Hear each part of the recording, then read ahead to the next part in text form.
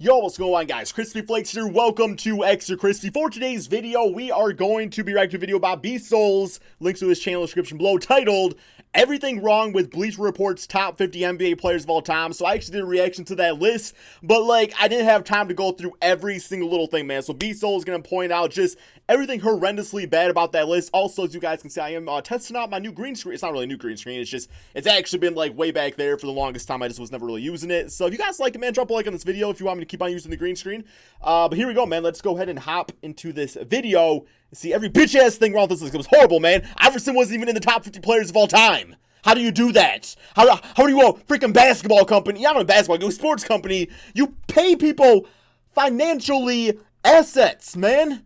You give them cha-ching, and they do that shit, man. You're gonna get fired ASAP. You're gonna give me all the money back that you ever earned.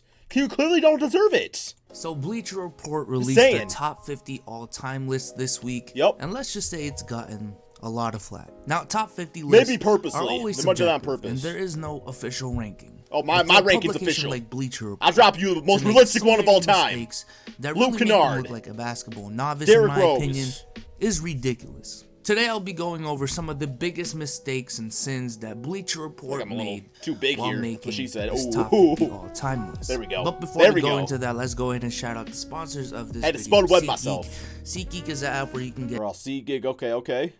B-Souls for $20 off your first purchase, guys. Go hit it up, man, if you're looking for some seats and you a geek, man. But now that we got that out the way, let's go ahead and talk about the sins that Bleacher Report made while making this top 50 all-time list. Number 1, criteria. So Bleacher Report makes it 100%. seem like the rankings can be, let off the hook a little bit just because they use catch-all numbers and advanced statistics. And that they just wanted to be consistent with the list by using those numbers. No, that doesn't let you off the hook. Stats like BPM, box plus minus, have flaws in them. They don't. I'm gonna give you guys one stat. 2 stats, actually, man. 1 eyeball, 2 eyeballs. That's the only stats you need. Let's stop with this calculator shit, man. The only thing I used to ever use a damn calculator for was to make... I think there was a way to play Pokemon on my graphic calculator. I did that. And then also, I remember one time... 7th grade, somebody did this math thing, and they told me to type all these numbers on this on my calculator, and you turn it upside down and said boobless. I did that with the calculator. It's all we need numbers for. Let's just watch basketball, guys. Just watch basketball defensively, because they only just watch the game. Rebounds, steals, and blocks to measure how good someone is again defensively. Win share stats in general favor players who are on good teams as opposed to those who are not. Y'all used the metrics that yielded the results of this list. It's not the metrics' fault, it's your fault for choosing these flawed metrics. Now, I'm not saying box plus minus and win shares are completely useless, because again, any statistic in the right context can be very useful. But or to detrimental. Make a top 50 all-time list primarily on these stats, I think is ludicrous. What? But now that we've gone through the flaw in the criteria, what was that, man? Now we can actually get into the flaws of the list and its rankings. So the first mistake I want to go over is Allen Iverson not even being in the top 50. Yes, sir, Look, man. Allen Iverson is a player that most people actually overrate, in my opinion. People value those scoring titles and that 0-1 title run that he didn't win way too much. Properly rated. Fly over his efficiency or lack thereof. Don't care about and how it. his play style and ball dominance was in. You guys have all your little statistical calculation, man. All these damn accountants out there and stuff. Well, guess what? You want to know the solution to all them damn numbers out there? The answer, and that was a pun. And I'm sticking with him, man. Allen Iverson, not overrated, not at all. Inevitably why he never won a ring. When I see him in the top 20, I'm like, okay, maybe that's a little too much. But not top 50 whatsoever. Right. In your criteria, you literally said that you guys also take top 5 shooting guard. Into consideration. And by the way, somebody commented on my video the other day said that Allen Iverson was the point guard. You're stupid, man. He's not a point guard.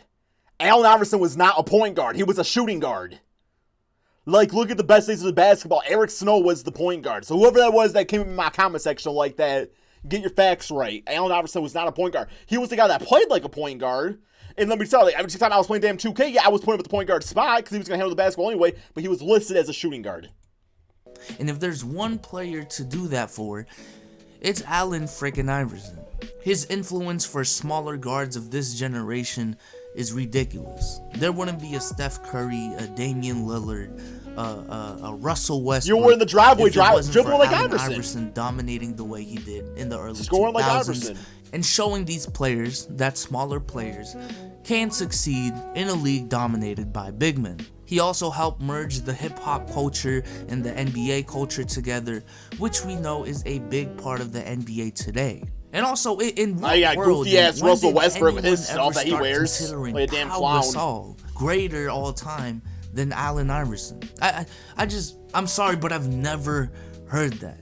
And speaking of, when you look at Pau Gasol's text for this list, you literally said that Gasol's influence on the game has to be considered as well.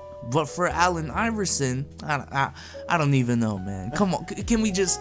That's common sense. That's common sense. It's like the list was made to be controversial. The next mistake I want to go over is Isiah Thomas. My dude Beasl's got it down, man. He knows. The Detroit Piston Isiah Thomas. Hell yeah. At 47. And to me, Isiah Thomas straight up got hoodwinked on this list and flat out disrespected. And it literally exposes the biggest flaw in the list, which is their criteria. Because in Isiah Thomas's text for this list, the writers literally say, plus he was on stacked teams with players who were made better by his sheer presence, so in a way he actually earned more win shares than he produced solely. What do you mean? He made those players better. So they literally pointed out that there is a flaw in the metrics that they're using. He makes players, how it favors players on better teams, but then proceeded to make win shares a big portion and a big reason for how they made this list. Shit, man. I mean, come on, like I said before, I know every stat is useful within the right context, but literally just go year by year, starting from last year, and just keep on going. And you can see that this metric has its flaws, especially when ranking players based on it. Them using this it's all over the damn place. Win shares. And you want to see Pau Gasol's name on there? When's the last time Pau Gasol's played in an NBA game?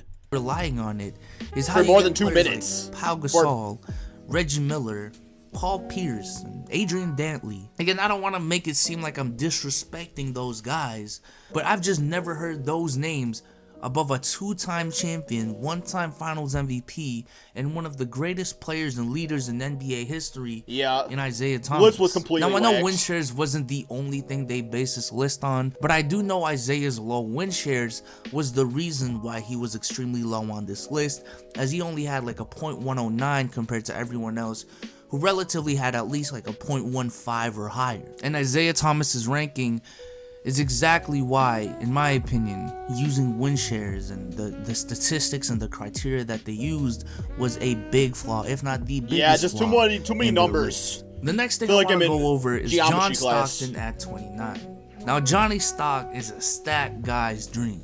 The numbers he put up were simply amazing. While I do believe he's a top 50 player of all time, no doubt, there's no way you can convince me that he is 18 spots ahead of Isiah Thomas with 2 less rings or way better than Iverson. Finals MVP. There's just no way. There's no way the 29th best player of all time has only been top 8 in MVP voting once in his 18-year career. That's kind of insane. One first place vote his whole career, while simultaneously being 6 spots ahead of 2-time MVP Steve Nash. And at the very least, apparently, 21 spots ahead of Allen Iverson, who isn't even on the list. Yeah, there's just like no rhyme and reason to it. No rhyme and reason. That is not a sin. There is just no way. We're just throwing shit together. And probably the last big point of this video that I want to go over is David Robinson at 12. And this will kind of go over my problems with Kobe being at 14, Steph being at 10. So just bear with me here. Now a disclaimer. Okay. I actually believe David Robinson is one of the most underappreciated legends in the community. But he's not top 12 all time, right? MVP, Defensive Player of the Year, was a 22, 23 point, 10 rebound, 3 to 4 blocks a game player in his prime. David Robinson was absolutely phenomenal, but when I hear him in talks, all I hear is Hakeem's better in every single way, and Hakeem kind of just overshadows David Robinson's greatness.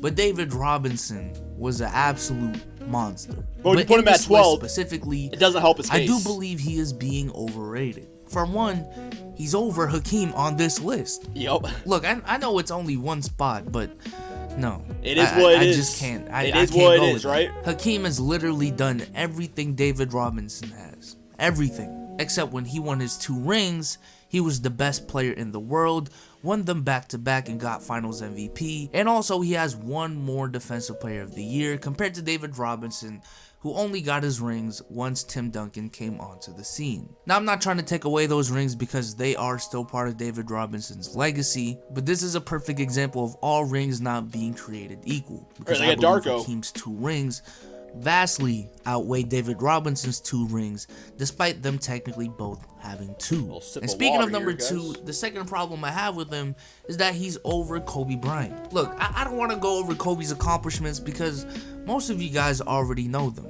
But I'll just put it this way. Kobe is better than David Robinson. While I'm at it, I'll also sum up my gripes with Steph Curry being above him as well.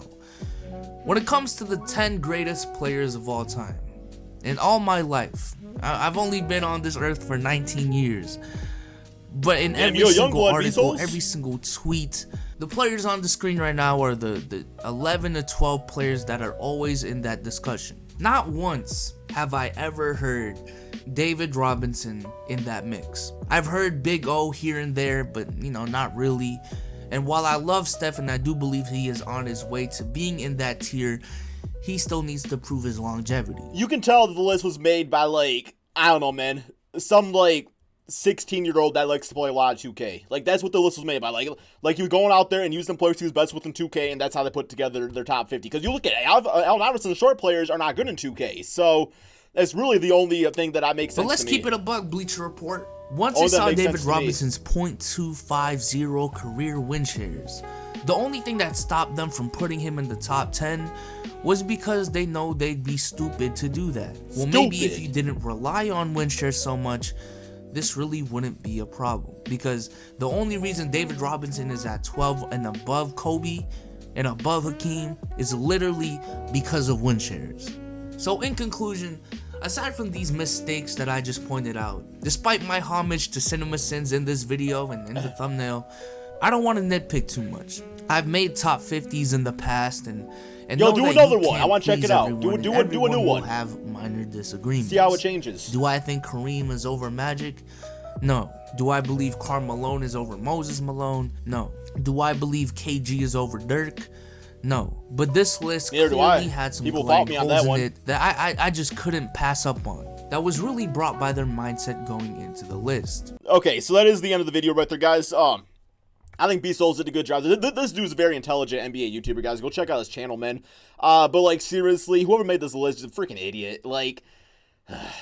I'm okay with, numbers and statistics and all the metrics and stuff. They can be used in certain circumstances.